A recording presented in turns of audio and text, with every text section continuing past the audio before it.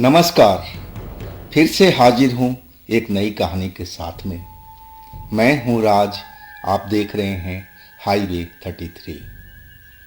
आज की कहानी 2013 की है और कहानी भेजे हैं, उनका नाम मोहन है।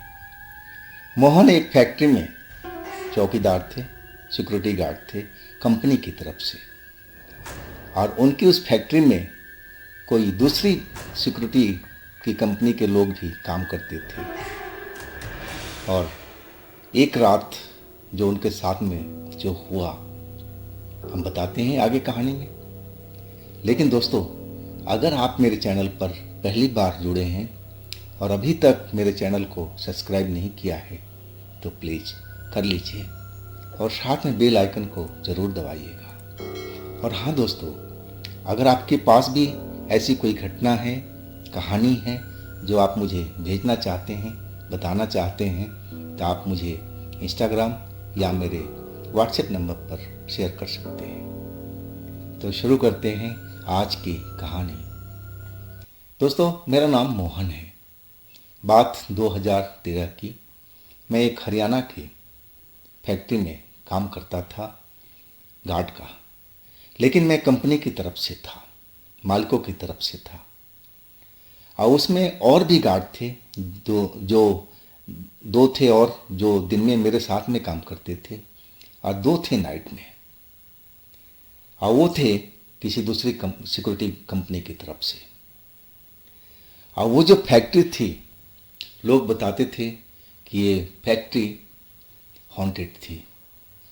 हॉन्टेड थी कि रात में कभी कभी वहाँ पर एक लड़की फैक्ट्री में दौड़ती रहती थी, कभी इधर कभी उधर, ना जाने क्या वो ढूंढती रहती थी। और जब वो चीज़ उसको नहीं मिलता तो वो रोना शुरू कर देती थी। अगर उसके बीच में उस टाइम कोई भी आदमी चला जाए तो उसकी खैर नहीं। वो फैक्ट्री रात में भी चला करती थी। जब ऐसा एक दो घटना हो गया तो मालिकों तक बात गई। मालिक ने तो पहले विश्वास नहीं किया, लेकिन फिर एक और घटना हुई तो आखिरकार उसको विश्वास करना पड़ा। वो अब पुजारियों को लाया, तांत्रिकों का लाया और फैक्ट्री में पूजा हवन वगैरह करवाया। और इसके बाद वो नाइट की जो फैक्ट्री चलती थी, नाइट की पाली, वो बंद कर दिया। और उसके बाद से उस फैक्ट्री में कोई ऐसी घटना नहीं हुई थी।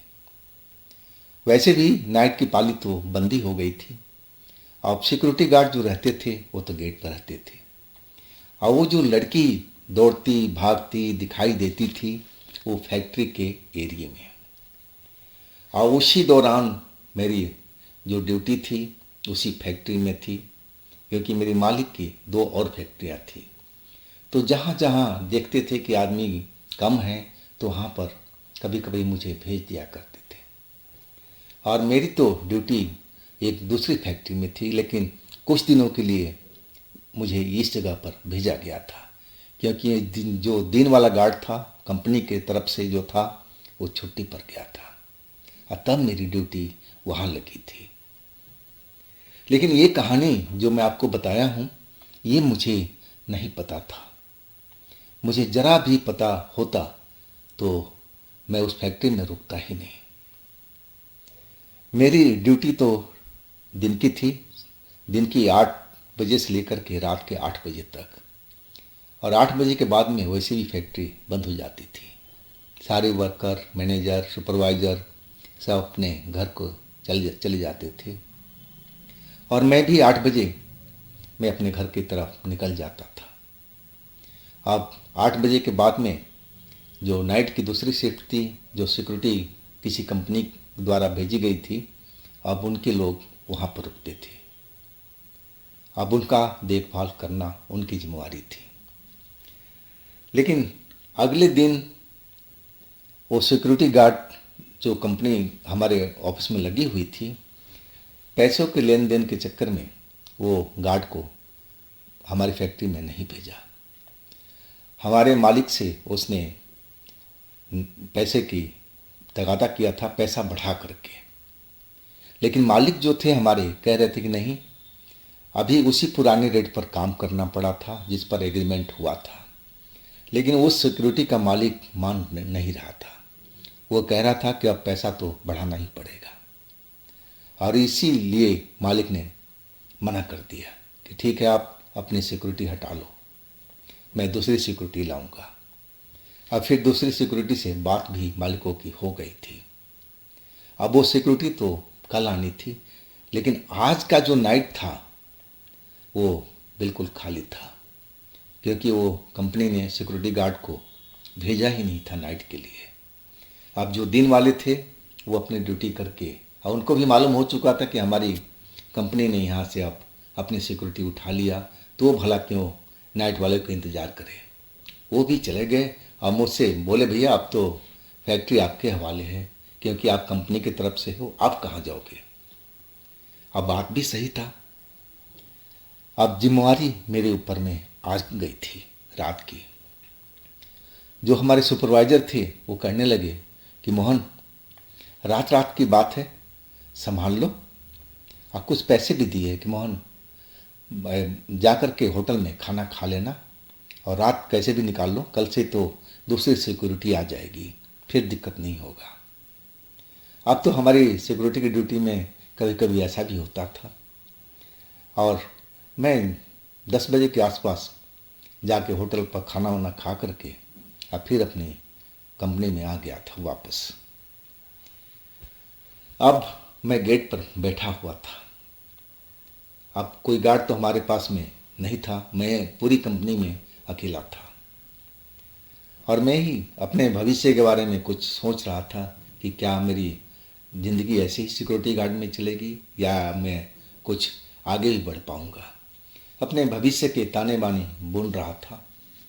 अब आधी रात के वक्त हो चुका था, और संजोग से आज अमावस की रात थी, काली घनी अंधेरी रात। हमारी फैक्ट्री के थोड़ी दूरी पर खाली प्लॉट था, और खाली प्लॉट में जंगल जंगल सा उगे हुए थे, और उसके दूसरी तरफ में एक बड़ी फैक्ट्री थी जो रात भर चलती थी। उसमें से शोर मशीनों का चलने का आवाज़ भी आ रहा था, लाइटें वहाँ जल रही थी। इसका मतलब फैक्ट्री वो रात में भी चल रही थी, लेकिन हमारे फैक्ट्री से दूर थी कहा जाए तो। अब मुझे क्या करना था, रात तो गुजारना था, तो मैं कुर्सी पे बैठ कर के आराम से एक कुर्सी आगे रख लिया और उस पर अपने पैर फैला करके और आराम के मुद्रा में आ चुका था। अब तो वहाँ कोई आने वाला था ही नहीं। गेट मैंने लॉक कर रखा था, चाबी तो मेरे पास थी, और मैं सोचा थोड़ा झपकी मार लिया जाए ताकि सुबह मैं ड्यूटी करूं तो फ्रेश रहूं। और ना जाने कब मुझे नींद आ चुकी थी। मेरी नींद खुली एक आवाज़ से। वो आवाज़ फैक्ट्री के अंदर से आ रही थी, जैसे लग रहा था कि अंदर में कोई दौड़ रहा हो और वो किसी चीज़ से टकरा रहा हो और सामान नीचे गिर रहा हो। मेरे अब कान खड़े हो गए कि फैक्ट्री में तो कोई है नहीं, सब वर्कर तो अपने अपने घर चले गए, और मैं तो गेट पर बैठा हूँ। तो ये अंदर दौड़ने की आवाज़ किसकी है, कौन है अंदर में।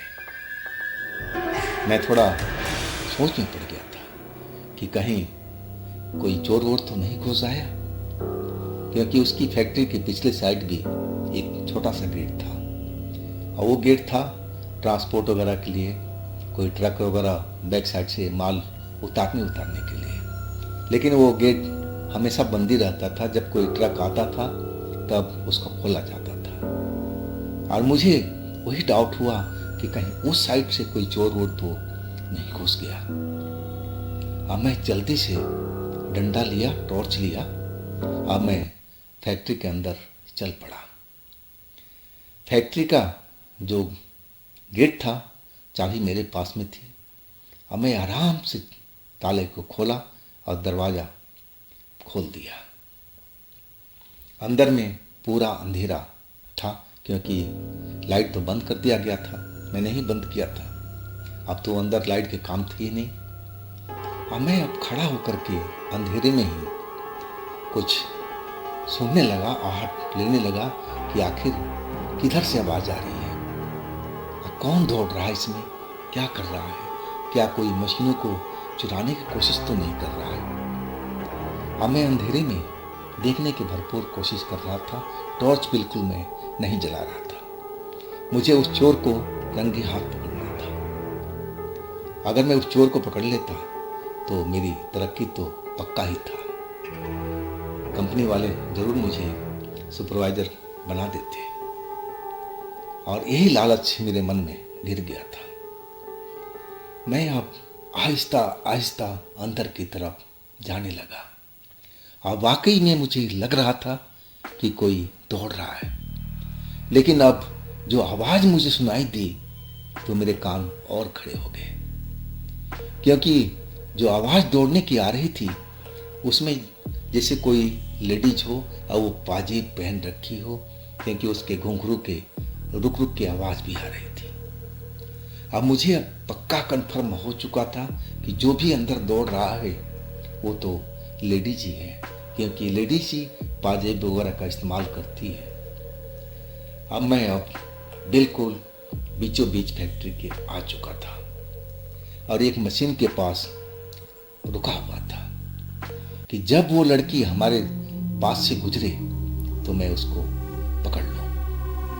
अब फिर मैं टॉर्च दिलाकर देखूंगा कि वो कौन है, और फिर मैं उसको बाहर ले जाऊंगा। मेरा यही प्लान था। मैं सांस रोके बिल्कुल खड़ा था, डंडा मेरे हाथ में, टॉर्च मेरे हाथ में, और वो जो लड़की थी हर तरफ फैक्ट्री में दौड़ती हुई जा रही थी, कभी इस साइड कभी उस साइड। ना जाने वो क्या ढूंढ रही थी, क्या चुराने की कोशिश कर रही थी, मुझे कुछ पता नहीं चल रहा था। अब फिर वो एक जगह पर रुक करके जमीन पर जैसे बैठ गई हो, और वो रोने लगी। वो पहले तो धीरे धीरे रोती रही और फिर तेज तेज रोने लगी, जैसे जो चीज ढूंढ रही हो उसको वो चीज मिल नहीं रहा हो। और फिर वो अचानक एक झटके से उठी और अब की बार वो मेरी तरफ में दौड़ लगा दिया था। और यही मौका था कि मैं उसको रोकूं और उसको पकड़ूं। और जैसे ही मेरे पास में आई मैं उसके सामने बिल्कुल खड़ा हो गया था। अब वो लड़की मेरे से टकरा गई, लेकिन ये क्या, टकराई तो तेजी से, लेकिन मुझे कोई महसूस ही नहीं हुआ कि वो मेरे से कब टकराई। और चोट तो लगना चाहिए, हल्का फुल्का जैसा भी हो, महसूस तो होना चाहिए, लेकिन ऐसा कुछ भी नहीं हुआ। वो मेरे अंदर से जैसे लगा कि घुस करके अब बाहर निकल गई हो। मेरा दिल आधा ऊपर आधा नीचे ऐसा ही महसूस हुआ। दिल के अंदर में, शरीर के अंदर में एक ठंडी हवा का लहर जैसे अंदर घुसी हो, अब पूरा कलेजा मेरा जैसे ठंडा हो चुका हो, ऐसी लहर मेरे शरीर में दौड़ गई थी।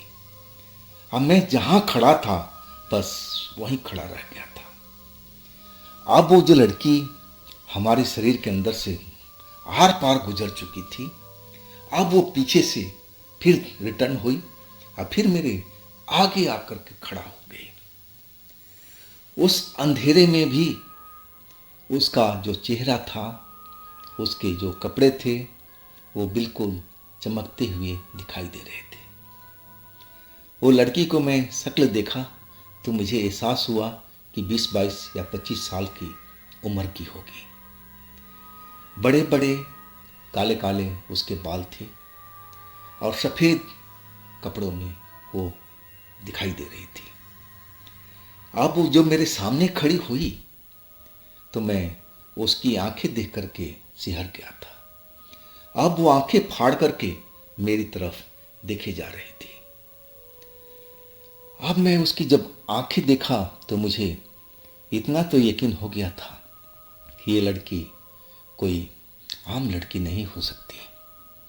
ये जरूर कोई चुड़ैल है, कोई आत्मा है। और सही मायने में अब मैं वहाँ से भागना चाहा। अब मैं मुड़ भी गया गेट की तरफ भागने के लिए, लेकिन मैं भाग ही नहीं पाया। उस लड़की ने मेरे हाथ को पकड़ लिया।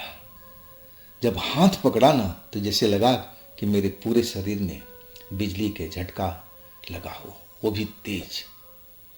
मैं जैसे बेहोशी के अंदर में जाने वाला था, ऐसा मेरा शरीर हो गया था। लेकिन मैं अपने आप को होश में रखने के भरपूर कोशिश कर रहा था ताकि मैं गिरूं नहीं ज़मीन पर, और इस लड़की से मैं बच के भाग सकूं सही सलामत। और वो लड़की मेरे हाथ पकड़े और मुझसे कह रही थी कि तू कौन है, तू यहाँ क्या कर रहा है? मैं तो कुछ ढूंढ रही हूँ, तू मेरे सामने क्यों आ रहा है? तू यहाँ कर क्या रहा है?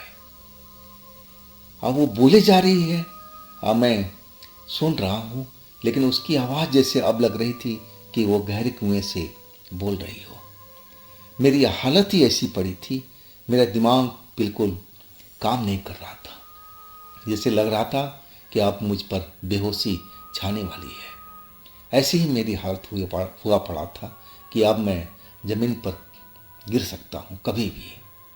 और वो लड़की मेरे से बार बार सवाल कर रही थी, तू कौन है? तू यहाँ पर क्या कर रहा है? अब मैं बोलने की कोशिश कर रहा था, लेकिन मेरे गले से बिल्कुल भी आवाज़ नहीं निकल रहा था। अब मैं कुछ बोलता उससे पहले मुझ पर बेहोशी छा गई थी।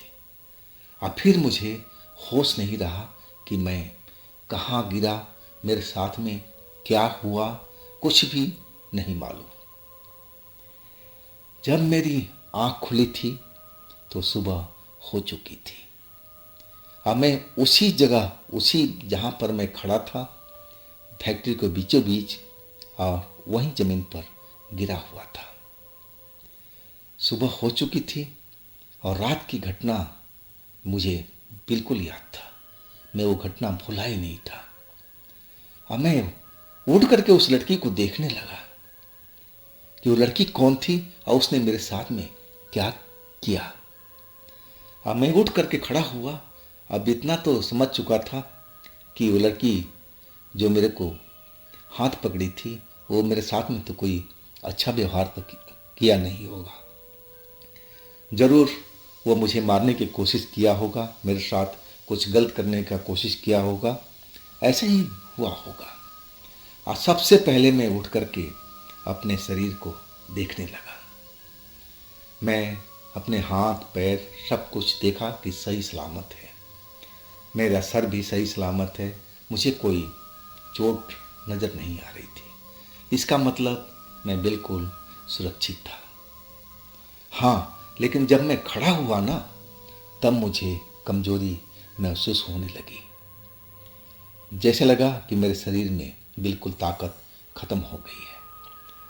अब मैं उस जगह से जल्दी से निकलना चाहता था कि मैं गेट पर पहुंचूं, और धीरे धीरे करके मैं अपने गेट पर आ गया था और एक कुर्सी पर बैठ गया। और फिर मटके से पानी निकाल करके मैं 2-4 घूंट भरा।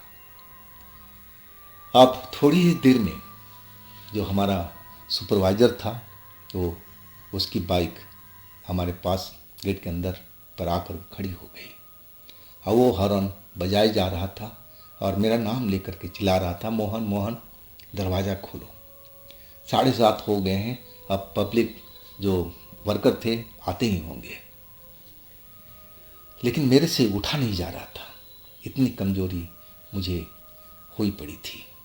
लेकिन मैं उठा और आराम आराम से जाकर के बाहर का गेट खोला। और जैसे ही सुपरवाइज़र मेरा अंदर आया, मैं उनको बुलाया, सारी रात की घटना बताने लगा कि मेरे साथ में क्या क्या हुआ है रात में। अब मेरी जो बात सुना सुपरवाइज़र, तो चौंक करके मेरी तरफ देखने लगा और वो कहने लगा कि मोहन, तुझे अंदर जाने क्या ज़रूरत थी, वो भी आधी रात के वक्त में? तुम्हें तो गेट पर बैठना था, तुम अंदर क्यों गए? वो मुझे ही दोष देने लगा। वो कहने लगा, क्या तुम्हें मालूम नहीं था कि इस फैक्ट्री के अंदर में रात में कोई लड़की घूमती रहती है और उसके बीच में कोई आता है तो उसकी खैर नहीं। लेकिन तुम तो सही सलामत हो, तुम तो बच गए हो। ना जाने क्यों लड़की तेरे साथ में कुछ बुरा नहीं किया है। शुक्र मानो भगवान का। और फिर उसके बाद में उस सुपरवाइजर ने उस फैक्ट्री की कहानी बताना शुरू किया। और जब वो बताया तो मैं तो और डर चुका था। अब वो कहने लगा कि मोहन, तुम्हें किसी मंदिर में जाना चाहिए।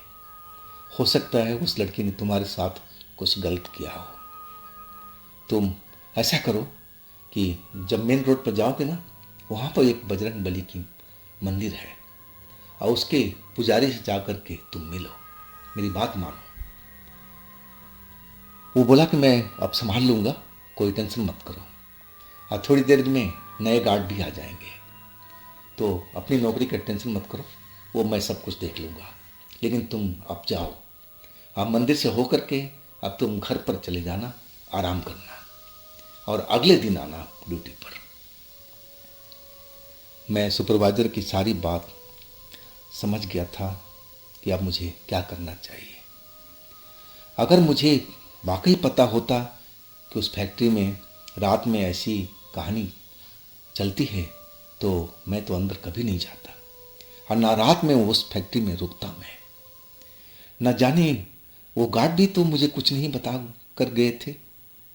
अगर वो जरा भी हिंट देते कि रात में, अंधेरी रात को, अमावस की रात को इस फैक्ट्री में पैरानॉर्मल एक्टिविटी होती है, कोई आत्मा घूमती है, तो मैं बिल्कुल सचेत रहता। लेकिन किसी ने कुछ भी नहीं बताया था। अब मैं धीरे धीरे धीरे उस मंदिर तक पहुंचा था। मुझे अब शरीर गर्म भी लग रहा था, जैसे अंदर में बुखार धीरे धीरे चढ़ रहा हो। अब मैं मंदिर तक तो पहुंच गया था। अब मंदिर के दरवाजे पर जाकर के अब मेरी आंख बंद हो गई थी। फिर मुझे होश नहीं था। जब होश आया तो पुजारी जो थे मंदिर के, वो मुझे होश में ला रहे थे, मेरे को गंगा जल छिड़क रहे थे। और जब मैं होश में पूरी तरह से आ गया तब वो कहने लगे कि भाई तुम कौन हो और तुम्हारे साथ में क्या हुआ है? तुम मंदिर के अंदर में आकर के बेहोश हो गए थे, तो अपनी बात बताओ भाई। मैं सारा कहानी रात का उस पुजारी से बता दिया। पुजारी वहाँ के जो थे वो काफ़ी पुराना थे और उनको उस फैक्ट्री के बारे में सब कुछ पता था। और वो मेरी बात सुन कर के बिल्कुल सचेत हो गए थे, एक तरह से चौंक से गए थे। और वो भी वही बात कहने लगे कि तुम्हें उस फैक्ट्री के अंदर रात में जाना ही नहीं चाहिए था बेटा, तुम क्यों गए? उस फैक्ट्री में तो बहुत सालों से ऐसी घटना चल रही है और इसीलिए वो रात की पाली वहाँ पर बंद हो चुका है। तुम तो अंदर जाकर के अपनी जान खतरे में डाल चुके थे। उस चुड़ैल ने, जो आत्मा है, वो तो भला तुम्हें जिंदा छोड़ दिया, नहीं तो वो तो तुम्हें मार ही डालती रात में। अब फिर मेरे ऊपर वो अपने झाड़ फूक का इस्तेमाल करने लगे थे। अब फिर कुछ देर बाद में वो कहने लगे कि अब तुम ठीक हो और तुमने अच्छा किया कि इस मंदिर में आ गए। उस लड़की का साया तुम्हारे ऊपर में आ चुका था, अगर तुम देर करते ना तो तुम्हारे साथ कुछ भी हो सकता था। अब फिर वो बोले कि जाओ अब घर पर आराम करो, अब सब कुछ सही हो जाएगा। हाँ, कल टाइम मिले तो एक बार ज़रूर मेरे को मिलना सुबह में। अब मैं मेन रोड पर जा कर के और शेयरिंग ऑटो में बैठ कर के अपने कॉलोनी में चला गया था।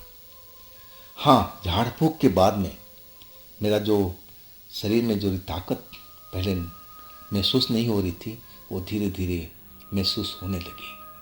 और जो बुखार अंदर से मुझे लग रहा था कि मेरा शरीर गर्म है, वो भी अब नॉर्मल होने लगा था। अब घर पर जब पहुंचा ना तो बस भूख लग रही थी जोर से। अब मैं खाना खा करके आराम से सो गया था।